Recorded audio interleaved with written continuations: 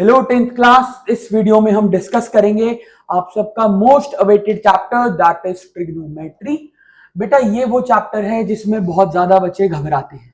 ठीक है, first of all इस वीडियो के बाद आपको पता लगेगा कि यार ये क्या हलवा सा था, आपने उसकी इतनी हाइप बना रखी थी। बहुत ही बेसिक कंसेप्ट होते हैं, बच्चे हाइप कर जाते हैं। जरूरी तो नहीं है ना कि यार कोई चीज सामने वाले को डिफिकल्ट लग रही हो तो आपको भी लगे। आप खुद इस वीडियो के बाद बताइएगा कि क्या ये डिफिकल्ट था। ठीक है जी। अब ट्रिग्नोमेट्री में सबसे पहले जो बेसिक बात है भाई, हम चैप्टर कौन सा डिस्कस करेंगे? ट्रिगो। ट्रिग्नोमेट्री को प्यार से ट्रिगो बुलाते हैं। ठीक है जी। अब सबसे पहली बात ये लगती है एक राइट एंगल्ड ट्राइंगल में।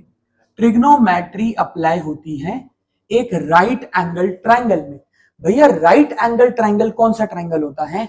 जिसके अंदर एक एंगल आपका 90 डिग्री का हो। बेसिकली जैसे मान लो ये वाला एंगल है, ये ट्राइंगल एक राइट एंगल ट्राइंगल है, एक एंगल इसमें 90 डिग्री का है। ठीक है।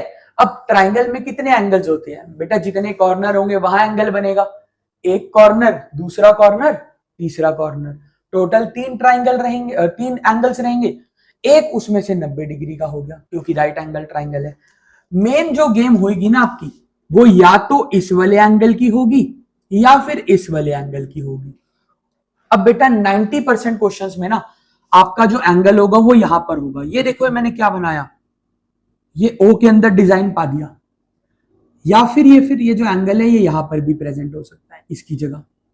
ये जो बेटा मैंने डिजाइन बनाया ना, ये इसको बोलते हैं, प्रोनाउंस करते हैं थीटा। थीटा रिप्रेजेंट कराता है बेटा एंगल को। अब अगर आपको ये पसंद नहीं आ रहा तो बेटा पसंद तो आप लोगों को चैप्टर 2 पॉलिनोमियल्स में ये दोनों डिजाइन भी नहीं आए थे ना। ये भी तो एक डिनोशन ही थी, प्रॉपर बाहर की लैंग्वेज के वर्ड्स थे। जैसे इंग्लिश में आप लोगों का ए बी चलता है, वहां पर ये अल्फा होता है, ये बीटा होता है, ऐसी थीटा भी होता है, ऐसे बहुत कुछ होता है, गामा होता है, डेल्टा होता है, लैम्डा होता है। ठीक है, वो भी चैप्टर उतना डिफिकल्ट नहीं रहा था, ये भी नहीं रहेगा भाई। सबसे पहले मेजर फोकस करना इस चीज पर, ये क्या होगा? Angle theta. अब सबसे पहले आपको किन किन बातों का ध्यान रखना है, कुछ टिप्स। ट्रिग्नोमेट्री का क्या होता है? ट्रिग्नोमेट्री में बेटा 6 चीजें होती है टोटल आपके पास ना। ट्रिग्नोमेट्री में 6 अलग अलग प्रकार के ट्रिग्नोमेट्रिक रेशियोज होंगे। वो 6 कौन से है भाई? या तो साइन होगा, साइन थीटा, या कॉस थीटा, या फिर टैन थीटा। 3 ये, और इन्हीं के उल्टा करके, इन्हीं का रेसिप्रोकल बन करके बनते हैं कोसीकेंट थीटा, सीकेंट थीटा और कॉट थीटा। पहली बात बेटा छपरी नहीं बनना कि आप इसको सेक थीटा को सिक थीटा बोलो। प्रॉपर प्रोनाउंसिएशन क्या होती है? Sine theta, cos theta, tan theta, cosecant theta, secant theta और कॉट थीटा। इन 6 चीजों के बाहर ट्रिग्नोमेट्री नहीं जाती, और इन 6 को याद करने की भी ट्रिक होती है। अब इससे पहले एक बेसिक सी बात बेटा, 2 मिनट के लिए मैं मान लेता हूं ये वाला जो मेरा ट्राइंगल मैंने बनाया था ना, इसमें मेरा ये जो थीटा है यानी एंगल है वो इस जगह पर है। अब बेटा अगर एबीसीडी लिखनी है, मैं आपकी तसल्ली के लिए एक बारी के लिए लिख भी देता हूं। चलो मान लो ये हो गया ए, ये हो गया बी, ये हो गया सी। आप मुझे बस और बस इस ट्राइंगल में ना जो ट्राइंगल की 3 साइड्स है वही बता दो। राइट एंगल ट्राइंगल की 3 साइडों को क्या बोला जाता है? परपेंडिकुलर, बेस और टेडी साइड, हाइपोटेन्यूज, वो बताने आपने। अब जैसे अगर थीटा यहां पर पड़ा हुआ है तो ये ए बी क्या कहलाएगा? आपका बेस। ये ए बी आपका बेस लगेगा। 90 वाली साइड आपकी क्या लगेगी? परपेंडिकुलर लगेगी जी। और जो टेढ़ी साइड होती है इसको क्या बोलते हैं? हाइपोटेन्यूज। बस ये बेसिक एक आपको बात समझ आनी चाहिए, नंबर 1 चीज। नंबर 2 चीज एक आपको आनी चाहिए बेटा, Pythagoras theorem. Pythagoras theorem right angle triangle की क्या होती है? जो टेढ़ी साइड है ना, टेढ़ी साइड देखने में भी सबसे लंबी साइड लगती है, उसका जो स्क्वायर होगा ना, हाइपोटेन्यूज का जो स्क्वायर होगा, वो बाकी दोनों साइड्स के स्क्वायर्स को प्लस करके बनेगा। हाइपोटेन्यूज के अलावा क्या बचा? एक पी परपेंडिकुलर, एक बी बेस। तो क्या होगा भाई? परपेंडिकुलर का स्क्वायर प्लस बेस का स्क्वायर। कहने का मतलब ये पाइथागोरस थ्योरम की एक आपको नॉलेज होनी चाहिए। और बड़े प्यार से भाई ये वीडियो और आपकी एनसीईआरटी की जो एक्सरसाइज 8.1 है आपकी सॉल्व हो जाएगी। फर्स्ट ऑफ ऑल यही आपको रिकमेंड करेंगे, ये जो अप्रॉक्स बेटा 5 मिनट की वीडियो हुई है ना, इसको जरा एक बारी आप रिवाइंड करके दोबारा देखिए, फिर हम आगे स्टार्ट करते हैं। नेक्स्ट, ट्रिग्नोमेट्री के अंदर आपको एक पोयम याद रखनी है बेटा, आपके स्कूल वालों ने भी आपको कराई होगी। अलग अलग प्रकार की पोयम्स होती है, ठीक है, बहुत सारे स्कूलों में इंडिया में करवाई जाती है। पंडित बद्री प्रसाद हर हर बोले, कुछ जगहों पर बोले की जगह भोले हो जाता है। सोना चांदी तोले, बेटा इंडिया में तो इसको बच्चों ने ऐसे याद रखा हुआ है। अब ये जो पोयम थी इसी सीक्वेंस में क्यों लिखी, ध्यान से देखना। पंडित की जगह पंडित पी, बद्री की जगह बी, प्रसाद की जगह पी। पहले पहले वर्ड पंडित बद्री प्रसाद, फिर हर हर बोले, हर हर बोले, फिर SCT सोना चांदी तोले। अब ये क्या है बेटा, आखिरी में S का मतलब होता है साइन, C का मतलब कॉस, T का मतलब टैन। ये जो बेटा आपको चीज सिखाई है ना अभी अभी, ये मैथ्स की क्लास में जो हिंदी और ये पोएट्री आ गई, इसका क्या सिनेरियो रहेगा भाई, ये हमें याद करने में मदद करेगा कि साइन क्या होता है, कॉस क्या होता है और टैन क्या होता है। ठीक है जी, अब एक बार इसका स्क्रीनशॉट लीजिए फटाफट जल्दी से। आपको भी क्या बताया था, ये ट्रिक आपको याद रखनी है। पंडित बद्री प्रसाद हर हर बोले, सोना चांदी तोले। इससे हमें क्या हेल्प मिलेगी भाई, जब तक आपको याद नहीं होता। इससे भाई जी कंक्लूजन ये निकलता है, एस का मतलब होता है साइन। ये जो साइन थीटा होता है ना, साइन थीटा वो क्या होता है, जो इसके ऊपर लिखा हुआ है P और उसके नीचे क्या लिखा हुआ है H। एक ये चीज पता लगती है। दूसरी चीज C फॉर कॉस, जो कॉस थीटा होता है वो क्या होता है B जो ऊपर लिखा हुआ है अपॉन H। तीसरा जो टैन थीटा होता है वो क्या होता है P perpendicular upon B base. अच्छा एक और बेटा गलती जो बच्चे अक्सर कर देते हैं, आपने ना कभी भी बिना एंगल के ट्रिग्नोमेट्री को नहीं लिखना। फर्क मैं बता देता हूं भैया, क्या फर्क है इसमें और इसमें। आप कह रहे हो हमेशा ऐसे लिखना है, ऐसे नहीं लिखना बेटा। अगर मैंने ये एंगल नहीं लगाया ना, इसके बिना तो ये इंग्लिश रह गई। अभी एंगल है ना तो ये मैथ्स कहलाएगी, ट्रिगो कहलाएगी। अगर मैंने यहाँ एंगल नहीं लिखा वे तो बेटा इंग्लिश रहेगी, सिन रह गया, साइन भी नहीं रह गया। सिन का मतलब पाप होता है, तुम पाप कर रहे हो नहीं ना।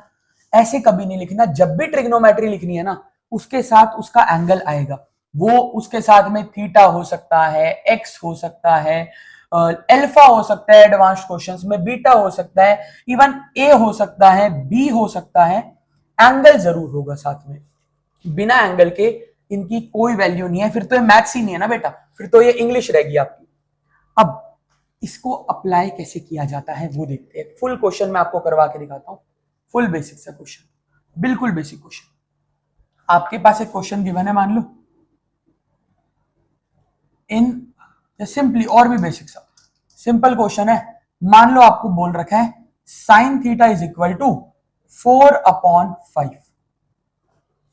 इतनी सी बात है, क्वेश्चन में लिखी हुई है साइन थीटा 4/5 है। Find cos theta, second part tan theta. कैसे किया जाएगा बेटा क्वेश्चन, वेरी वेरी सिंपल, ध्यान से देखना। सॉल्यूशन, अब याद करो बेटा, इस वीडियो की शुरुआत में अब से कुछ 9.5 मिनट पहले मैंने आपको क्या बताया था कि ट्रिग्नोमेट्री लगती है एक राइट एंगल ट्राइंगल में। कौन से ट्राइंगल में, राइट एंगल ट्राइंगल में। सबसे पहले आप अपने आंसर में ट्राइंगल ड्रॉ करोगे।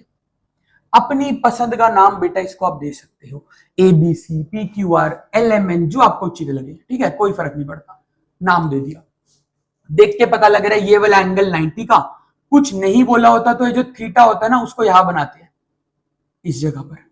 अब मुझे आप सबसे पहले ना इस ट्राइंगल की वो जो राइट एंगल वाली 3 साइडें होती है वो बता दो। ये क्या है, बेस।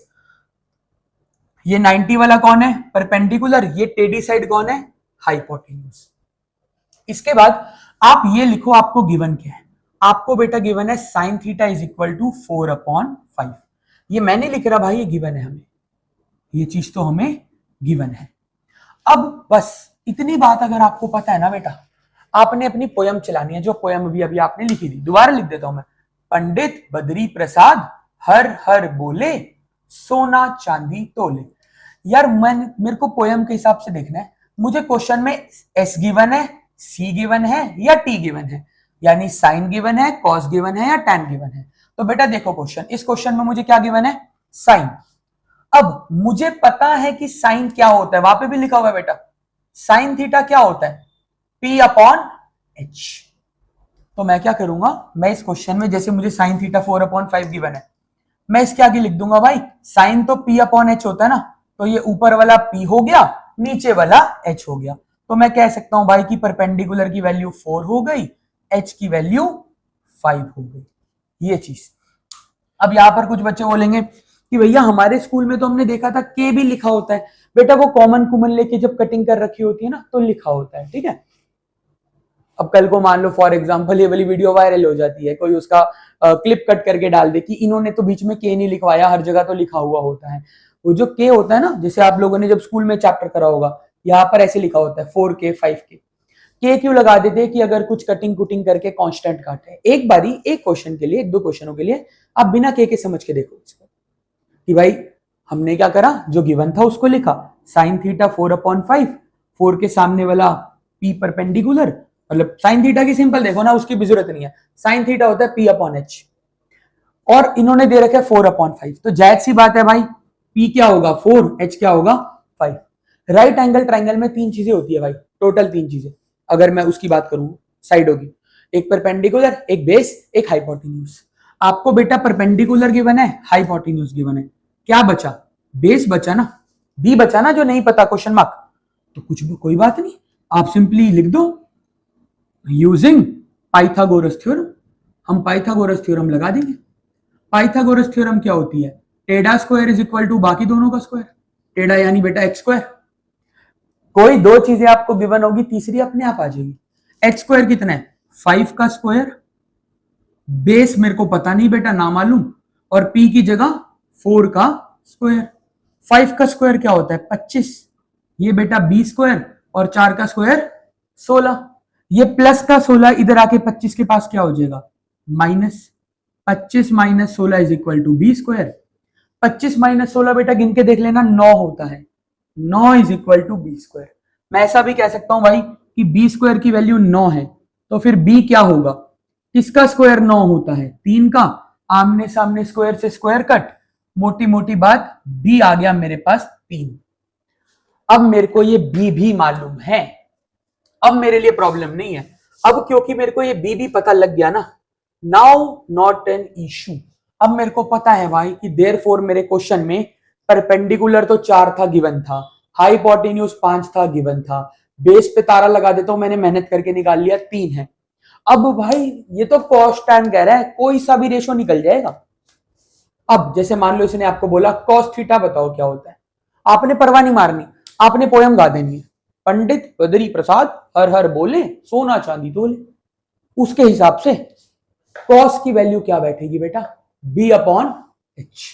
कॉस थीटा क्या होता है बी अपॉन एच, वैल्यू डाल दो भाई, बी की जगह लिख दो 3, एच की जगह लिख दो 5, ये आपका आंसर आ गया, खत्म बात।